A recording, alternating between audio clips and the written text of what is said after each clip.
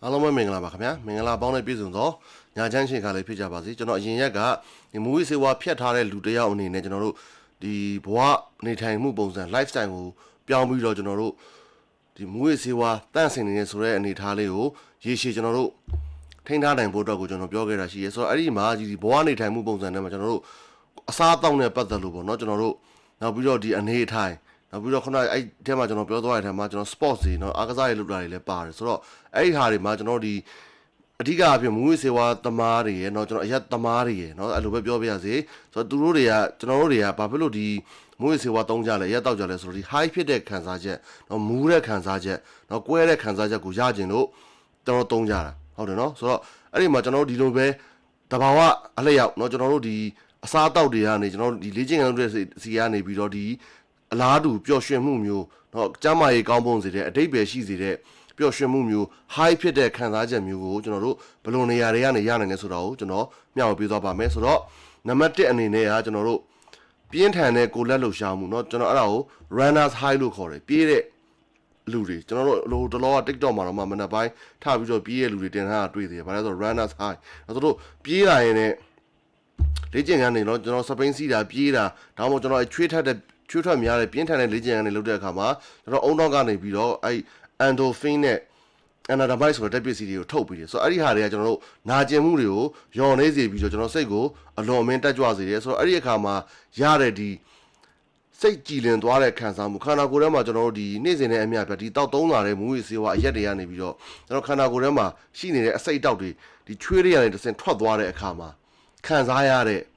ကျွန်တော်ဒီစိတ်ကြည်လင်ပြတ်သားမှုကအရန်အရသာရှိတယ်ဆိုတော့ဒါက runners high လို့ခေါ်တယ်နောက်ထပ်တစ်ခုကကျတော့နံပါတ်2နောက်တော့တရားရှုမှတ်ခြင်းနဲ့အသက်ရှုလေ့ကျင့်ခန်းလုပ်တာတွေဆိုတော့ဒီလိုမျိုးကျွန်တော်တို့အသက်ရှုသွင်းရှုထုတ်တဲ့နှုံးကိုကျွန်တော်ထိန်းထားပြီးတော့ဒီအသက်ရှုလေ့ကျင့်ခန်းတရားထိုင်တဲ့အမှုကိုပြုတဲ့အခါမှာဆိုတော့ကျွန်တော်ဒီဘက်ခေတ်ထဲမှာတရားထိုင်တာဘာသာမရွေးထိုင်ကြတယ်เนาะဒါကိုအသက်ရှုလေ့ကျင့်ခန်းတစ်ခုအနေနဲ့ထိုင်ကြတာတွေရှိတယ်ဆိုတော့အဲ့ဒီအခါမှာလည်းကျွန်တော်အရှိကနေတူပဲစိတ်ရဲ့ငြိမ်သက်ခြင်းနဲ့เนาะကျွန်တော်တို့တစ်ခါတည်းမှာတံမရိုးကြတတ်ပို့ပြီးတော့ထူးခြားတဲ့စိတ်ကြည်လင်တဲ့ခံစားမှုမျိုးပေးတယ်။နောက်နံပါတ်3ကကျတော့ကျွန်တော်တို့ရေအရန်အေးဆက်နေတဲ့ရေနဲ့ရေချိုးတာ။အဲ့လိုရေချိုးတဲ့အခါမှာကျွန်တော်တို့ဘာဖြစ်လဲဆိုတော့ဒီခန္ဓာကိုယ်ထဲကကျွန်တော်တို့ဒီ dopamine ခုနကကျွန်တော်ပြောပျော်ရွှင်စေတဲ့ဓာတ်เนาะကျွန်တော်မူဝေစေဝါသုံးတဲ့အခါမှာအရက်တောက်တဲ့အခါမှာထုတ်ပေးတဲ့ဒီအုံနောက်ထဲကပျော်ရွှင်စေတဲ့ dopamine ဆိုတဲ့ဓာတ်ကိုသူက250ရာခိုင်နှုန်းတော့ရုပ်တရက်ချက်ချင်းဆိုသလိုကျွန်တော်တို့ပို့ပြီးတော့ထုတ်ပေးတာရှိရဲဆိုတော့ဒီတစ်ခုကလည်းကျွန်တော်တို့သိအာယုံလန်းဆန်းခြင်းနဲ့အာယုံစူးစိုက်မှုကိုပို့ပြီးတော့ကောင်းစေတယ်နောက်တစ်ခုကဘာလဲဆိုတော့ကျွန်တော်တို့အနုပညာနဲ့တီထွင်ဖန်တီးမှုဆိုတော့အဲ့ဒီမှာအဓိကအရေးကြီးတဲ့အချက်ကဘာလဲဆိုတော့ကျွန်တော်တို့ဇံဝင်သွားတဲ့အနေအထားတစ်ခုရောက်သွားတဲ့အခါမှာကျွန်တော်တို့ဒီအနုပညာမှမဟုတ်ဘူးဖန်တီးရဆိုတဲ့အခါမှာကျွန်တော်အများကြီးပဲရှိတယ်ကျွန်တော်စာအုပ်တအုပ်ရေးနေတဲ့အခါစာအုပ်တအုပ်ဖတ်နေတဲ့အခါတခြင်းတဲ့ဘုတ်ကိုကျွန်တော်ဂီတာတက်လက်နဲ့တီးပြီးဆိုနေတဲ့အခါဆိုအဲ့ဒီခါမှာကျွန်တော်ဇံဝင်သွားဇာဝါပြီးတော့အာယုံတစ်ခုကဒီစိတ်แท้ကကျွန်တော်ဒီစူးစိုက်မှုကကျွန်တော်ဒီအလုပ်ကိစ္စရပ်တစ်ခုပေါ်မှာပဲအချိန်ကြာကြီးစူးစိုက်ထားနိုင်တဲ့အခါမှာလည်းကျွန်တော်တို့ဒီအုံနောက်ထဲကနေပြီးတော့ dopamine လို့ခေါ်တဲ့ပျော်ရွှင်စေတဲ့ဟော်မုန်းကိုကျွန်တော်တို့ဇက်တိုက်เนาะကျွန်တော်တို့အဆက်မပြတ်ထုတ်ပေးနေတာရှိတယ်နောက်တစ်ခုကကြတော့ရင်မောခြင်းနဲ့လူမှုဆက်ဆံရေးဆိုတော့ကျွန်တော်တို့ဝိပြဲဘူးတဲ့လူတွေဆိုလို့ရှိရင်ကောင်းကောင်းသိမယ်တစ်ခါတရံမှာဘာအကြောင်းပြချက်မှမရှိဘူးねဒီလိုစေးဘူးလေးတစ်ဘူးကိုမြင်ပြီးတော့ဒါနဲ့ပတ်သက်တဲ့ဟာတာလေးတစ်ခုကိုအဲ့ဆေးကြောက်ရှုနေတဲ့လူတွေထဲမှာပြောလိုက်တာနဲ့ဘာမှအကြောင်းအရာထွေထူးထူးမရှိဘဲနဲ့ရီတာအရန်ရီလို့ကောင်းတယ်အဲ့ဒီအချိန်မှာအဲ့လိုရီတဲ့အချိန်မှာကျွန်တော်ခန္ဓာကိုယ်ထဲမှာရှိရတော့ကျွန်တော်တို့အချစ်ဟော်မုန်းလို့ခေါ်တဲ့ oxytocin ဆိုတဲ့ဓာတ်ကထွက်လာတယ်ဆိုတော့အဲ့ဒီခါမှာလည်းလူတွေကိုကျွန်တော်စိတ်ကြည်နူးချမ်းမြေ့မှုကိုပေးစွမ်းစေနိုင်တယ်ဆိုတော့အဲ့ကြောင့်ကျွန်တော်တို့ဒီနိုင်ငံသားမှာဆိုလို့ရှိရင်ကျွန်တော် laughing class လို့ခေါ်တယ်။ဘာလဲဆိုတော့အဲ့ဒီအခန်းထဲမှာလူတွေစုထိုင်ပြီးတော့ကျွန်တော်အတုရီကြတယ်ဗျာတကယ်နဲ့အဲ့ဦးလိုက်တဲလဲရီတာမျိုးတော့မဟုတ်ပေမဲ့ဝိုင်းပြီးတော့ဟီဟီဟာဟာနဲ့တဟီတဟာနဲ့ကျွန်တော်တကယ်ရီတဲ့ပုံစံမျိုးအတုလုပ်ပြီးရီကြတဲ့အခါမှာအဲ့ဒီရီတဲ့ဟာကဘေးကလူတွေကိုပါကူးဆက်ပြီးတော့ကျွန်တော်ဒီအလားတူเนาะကျွန်တော်တို့စိတ်ကြည်နူးမှုရစေတဲ့တက်ကိုထွက်စေပါတယ်ဆိုတော့နောက်တစ်ခုကဘာလဲဆိုတော့ကျွန်တော်တို့တဘာဝနဲ့ထိတွေ့ခြင်းတချို့တော်လူတွေကကြတော့ကျွန်တော် adventure လုပ်ရတာကြိုက်တယ်เนาะကျွန်တော်တို့ဒီ hiking လုပ်ရတာကျွန်တော်ဒီလူတူအရောက်ပေါက်နေတဲ့နေရာတွေသွားပြီးတော့ကျွန်တော်တို့ဒီတောထဲမှာလမ်းလျှောက်ထွက်ရတာမျိုးစိတ်ရင်တဲ့အရက်မှာသွားပြီးတော့เนาะကျွန်တော်တို့တယောက်တည်းသွားပြီးတော့ကိုယ်ဒီအတွင်းနဲ့ချင်းရတာမျိုးကြိုက်တဲ့လူတွေလည်းရှိတယ်ဆိုတော့အဲ့ဒီလိုအခြေအနေမျိုးကလည်းကျွန်တော်တို့အရန်ကိုစိတ်တည်ငြိမ်တဲ့တက်ကိုရစေတယ်ဆိုတော့တခုတော့ရှိတယ်အဲ့လိုတယောက်တည်းလျှောက်သွားရတယ်ကြတော့ဒီဘက်ခေတ်အနေထားနဲ့ကတော့အနှင်းငယ်ဆင်ကျင်သင့်ပါတယ်ခင်ဗျာဆိုတော့နောက်တစ်ခုကဘာလဲဆိုတော့အရန်ဆက်တဲ့အစာတွေစားတဲ့အခါ နော်အဲ့လိုအရန်ဆက်တဲ့အစာတွေစားတဲ့အခါမှာလည်းကျွန်တော်တို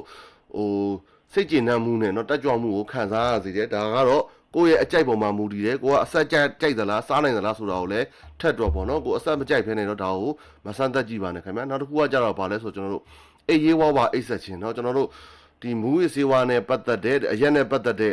ယောဂတွေအောင်ကျော်အားနည်းမှုတွေဖြစ်သွားပြီးရဲ့လူတွေဆိုလို့ရှိရင်အေးရေးဝါပေါ့ရန်ရေးကြီးလို့ကျွန်တော်ခဏခဏပြောတယ်ဆိုတော့အဲ့လိုအေးရေးဝခြင်းကတော့အိတ်ဆက်မှုကျွန်တော်တို့ဒီအချိန်မှန်ခြင်းကညအိတ်ချိန်မှန်နဲ့မနက်အိယာထားခြင်းမှန်တယ်ဆိုလို့ရှိရင်လည်းကျွန်တော်မနက်မိုးနဲ့အိယာထားတဲ့အခါမှာကျွန်တော်စိတ်ကကြည်လင်လန်းဆန်းနေတဲ့ဒီ natural morning high လို့ခေါ်တဲ့ဒီတက်ကိုစိတ်ခံစားမှုကိုရစေတယ်ကျွန်တော်တို့ချို့တော့ရက်တွေမှာအေးအေးမော့ပဲနဲ့မနက်ကနိုးလာရဲဆိုလို့ရှိရင်လူကသာထလာတာစိတ်ကမနိုးသေးဘူးเนาะလူနဲ့စိတ်နဲ့သားတယ်ကြပြီးနိုးလာတာမျိုးမဟုတ်ဘဲနဲ့လူက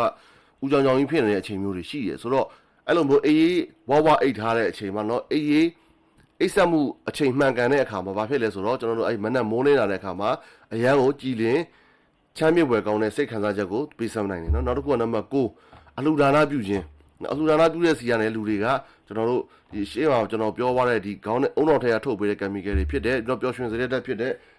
oxytocin နဲ့ dopamine လို့ခေါ်တဲ့ကျွန်တော်ဒီချစ်ချင်းဟော်မုန်းနဲ့เนาะကျွန်တော်ပျော်ရွှင်စေတဲ့ဟော်မုန်းတွေထုတ်ပေးတယ်ဆိုတော့အဲ့လိုမျိုးတရားရောက်ကိုကကူညီလိုက်ရတဲ့အခါမှာတရားရောက်ကိုလှူဒန်းလိုက်ရတဲ့အခါမှာလည်းကျွန်တော်ဒီစိတ်ကျင်တဲ့ပျော်ရွှင်မှုအတိတ်ပဲရှိစေတဲ့เนาะဘဝရဲ့အတိတ်ပဲကိုရရှိစေပါတယ်နောက်တစ်ခုကကြတော့ကျွန်တော်တေးဂီတနားထောင်ခြင်းเนาะကိုကြိုက်နေတတ်တဲ့ဂီတအမျိုးအစားတွေကိုနားထောင်နေတဲ့အခါမှာကျွန်တော်အုံနောက်ကနေပြီးတော့ဘယ်လိုပြောမလဲကိုစုချတဲ့ပုံစံမျိုးကိုလှုပ်ဆော်ပေးပြီးတော့ကျွန်တော်ရှေ့မှာပြောသွားတဲ့အတိုင်းပဲအုံနောက်ကနေပြီးတော့ပျော်ရွှင်စေတဲ့ဓာတ်ကိုဒိုပမင်းကိုအစမပြတ်ထုတ်ပေးစေတယ်ဆိုတော့အဲ့ဒီမှာကျွန်တော်သတိထားစရာရှိတာကစိတ်ကြည်နူးစရာဖြစ်တဲ့เนาะစာသားတွေမှာအထိပ္ပယ်ရှိတဲ့ကိုယ်ပျော်ရွှင်စေတဲ့စာသားတွေဖြစ်ဖို့လိုပါတယ်ဘာလို့လဲဆိုတော့ကျွန်တော်တို့ဒီစိတ်ထဲကိုရောက်နေတဲ့เนาะကျွန်တော်ပတ်ဝန်းကျင်ကနေပြီးတော့စိတ်ထဲကိုသတင်းအချက်လက်တွေယူတာကျွန်တော်တို့အာယုံ၅ပါးကနေပြီးတော့တစ်ဆင့်ဝင်တယ်မြင်တဲ့စီရဝင်တယ်အနံ့ဝင်တယ်အရသာဝင်တယ်အကြားဝင်တယ်အထီးတွေ့အာယုံကနေဝင်တယ်ဆိုတော့အဲ့ဒီအာယုံငံကရိယာ၅ခုကနေဇက်တိုက်ဝင်နေတာဖြစ်တယ်ကျွန်တော်တို့နားနဲ့မျက်စိကနေပြီးတော့အုံနောက်ထဲကိုအဲ့ဒီသချင်းတွေကနေလည်းဒီ information တွေတွတ်သွင်းနေတယ်ဆိုတော့ကျွန်တော်ဘာတွေရုပ်ရှင်အကြည့်များသလဲเนาะဟာတာကားကြည့်များသလားတချင်းမှာလည်းကျွန်တော်တို့တချို့heavy metal တို့ death metal တို့မှာပါတဲ့စာသားတွေဆိုလို့ရှိရင်ကျွန်တော်တို့ကိုယ်တက်တည်တာမျိုးဒေါသအရန်ထွက်တာမျိုးတွေလူတွေကိုမကျေနပ်တာတွေเนาะကျွန်တော်အစိုးရကိုမကျေနပ်တာတွေပတ်ဝန်းကျင်ကိုမကျေနပ်တာတွေအစရှိသဖြင့်စာသားကြမ်းတမ်းနေလို့သူကကြမ်းတမ်းပေါ်ပြတဲ့တခြင်းမျိုးစားတွေဆိုလို့ရှိရင်ရေရှည်ခဏအကြေပေါင်းများစွာနားရည်ဝါနဲ့နောက်ထောင်တာမသိဘူးเนาะဆိုတော့ဒါလေးကိုသတိထားစေချင်တယ်ဆိုတော့အဲ့ဒီမှာကျွန်တော်ပြောပြခြင်းနဲ့အခုမျှဝေခြင်းတဲ့အချက်က10ချက်เนาะကျွန်တော်ပြီးသွားပြီဆိုတော့အဲ့ဒီအထက်မှာသတိထားမိမယ်ဆိုလို့ချင်းအဓိကပါဝင်တဲ့ကိစ္စပါဆိုဒိုပမင်းပဲเนาะကျွန်တော်မူဝေးစေဝါဆွဲတာအရက်ဆွဲတာဘာကြောင့်လဲဆိုတော့အဲ့ဒိုပမင်းကြောင့်အဲ့ဒိုပမင်းထွက်လာတဲ့အခါမှာလူကပျော်တယ်လို့ခံစားရတယ်เนาะမူဝေးစေဝါတို့အရက်တို့ကစိတ်ကိုပြောင်းလဲပေးတယ်အခိုက်အတန့်မှာအရန်ကိုပျော်ဖို့ကောင်းတယ်လို့ခံစားရစေတယ်ဒိုပမင်းတွေကိုထုတ်ပေးတယ်သူရှိတဲ့ထုတ်တဲ့ပမာဏထက်အများကြီးပို့ပြီးထုတ်ပေးတယ်ဆိုတော့အဲ့လိုမျိုးအလွယ်လင်းတကူဒီဟာလေးတစ်ခုကိုသုံးဆွဲလိုက်တဲ့အခါတောက်လိုက်ရတဲ့အခါမှာရှူရှိုက်လိုက်ရတဲ့အခါမှာရတဲ့ပျော်ရွှင်မှုကိုသူကဆွဲလန်းသွားတာเนาะမူဝေးစေးကအဓိကကြီးမဟုတ်ဘူးအဲ့ဒိုပမင်းထွက်တာကိုသူကကြိုက်တာဆိုတော့အဲ့လိုမျိုးဒိုပမင်းကိုကျွန်တော်အခုပြောပြသွားတဲ့ဒီသဘာဝအတိုင်းကျွန်တော်တို့လုပ်လို့ရတဲ့နီလန်းတွေကနေပြီးတော့ရမယ်ဆိုလို့ရှိရင်ကျွန်တော်ဒီဟာတွေနဲ့အစားထိုးသွားမယ်ဆိုလို့ရှိရင်ဘဝပို့ပြီးတော့အထိပ္ပယ်ရှိလာမယ်နေလို့ပို့ပြီးတော့ပျော်လာမယ်เนาะ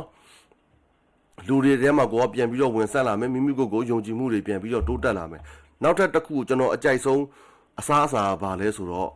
တစ်ဖက်ကတော့ကျွန်တော်မတဲ့လို့စားလို့မရဘူးဒါပေမဲ့ကျွန်တော်စားဘူးတယ်အဲ့ဒီဟာကလည်းလူကိုမူးတဲ့ဓာတ်ပေးတယ်နော်ကဖိန်းကနေထွက်တဲ့ဓာတ်တစ်ဖက်တောင်မှကျွန်တော်ဒီအညွန့်အောင်တုတ်စားတာမဟုတ်ဘူးအဖိုးကြီးတုတ်လို့ခေါ်တယ်တစ်ဖက်ကိုညက်နေအောင်ထောင်းထားတဲ့လက်ဖက်ကတော့ကဖိန်းဓာတ်တွေကကျွန်တော်မဝါပဲနဲ့ထွက်တင်ပြီးသားဆိုတော့အဲ့ဒါလေးကိုကျွန်တော်တို့ဒီမြေပဲလေးနဲ့နော်ကြက်သွန်လေးကြော်လေးနဲ့နှမ်းလေးနဲ့ဖြူပြီးစားပြီးလို့ရှိရင်ရေနွေးချမ်းတောက်အရင်ကကျွန်တော်လူကြီးတွေဘာဖြစ်လို့ဒီလက်ဖက်အဖိုးကြီးတုတ်ထောင်းလက်ဖက်ကိုအတုတ်ကိုလက်ဖက်ကိုဘာဖြစ်လို့